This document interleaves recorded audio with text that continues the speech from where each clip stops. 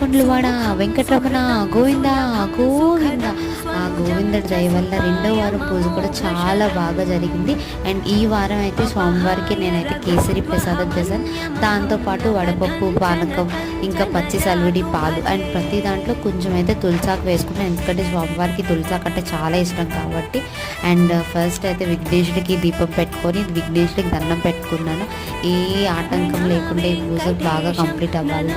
తర్వాత లక్ష్మీ స్తోత్రం, తర్వాత గోవింద నామాలు అన్నీ చేసుకొని మంచిగా పూజ అయితే కంప్లీట్ చేసుకున్నాను. పూజ కంప్లీట్ చేసుకున్నాక నేను ఇంత మనశ్శాంతిగా పూజ చేసుకోవడానికి కారణం ఒక పక్క మా అత్తయ్య, మావయ్య అండ్ మా హస్బెండ్ వాళ్ళ ముగ్గురు దగ్గర బ్లెస్సింగ్స్ తీసుకొని నేనైతే టెంపుల్కి స్టార్ట్ అయిపోయాను.